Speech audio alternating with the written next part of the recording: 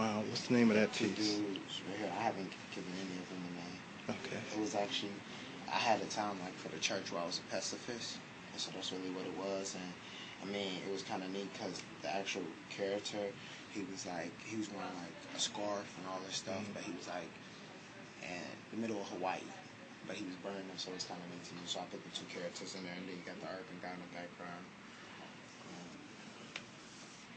I mean, I had a time where I would give talks to my group home about the rules and regulations, so it was a symbolization of being misunderstood. You know, you got this elephant with a hat, and he's unstable, so that's what this is kind of explaining. And then the umbrella should really be covering them, I mean, from all the damage of the environment, but and again, it's about to fall out of his mouth. Another thing, I was real big on church, so I had a point where when I had like that same year I was a pacifist, I was a vegetarian for a year. It was all for the church, and pretty much it shows how at one point I went from like being this big, powerful, peaceful dude to like having to really hold it together. Then I realized the only way I could was through prayer, and then even in the end when I was honorary, I was able to make it. You know. This piece was a piece, a sketch that I had actually started for a bigger painting. It's a big painting. And it shows how the difference between being part of nature, which is right here, like the hay and the seed, and then a higher made hay hat to going from that into an urban style, which is a lower hat with a cigarette, you know, and then at the same time it shows like how when you're by yourself and you're trying to make it, you have music, and then you're really involved with nature, and then when you're in the urban, everything is confused and not as well put together. Okay.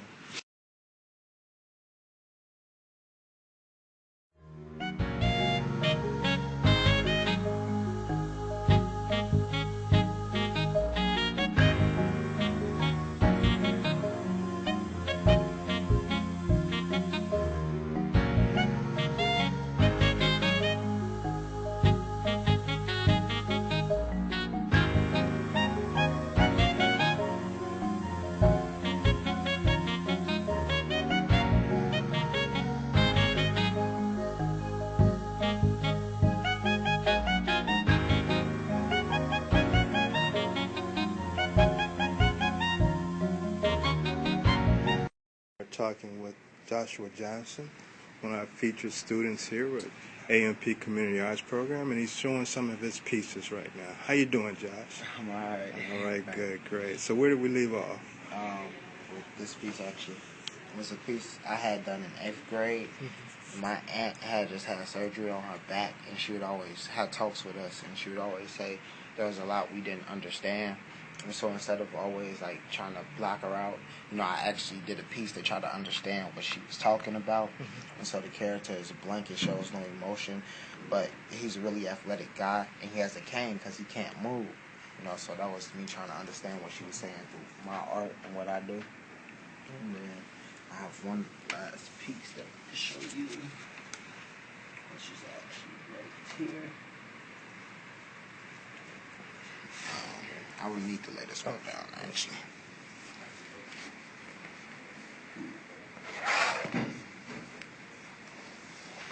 Started this one, actually, end of last year, beginning of this year. it was a sign. I had a girlfriend at the time, and we was going through a lot. And you know how they always talk about Cupid and romance. So it was me pinning my feelings of this feminine guy into a masculine form of love. And I mean, a lot of people trying to find words to define or explain love, though you can't find it. So I mean, he's kind of lost. Here he is. Like I say, he's this powerful guy, but at the same time, he's lost and confused. So I never actually finished the piece. It's still a work in progress. But yeah. Very good. Very nice. Yeah. Okay. That's Thanks, all. Josh, for sharing that with us. Yes, sir.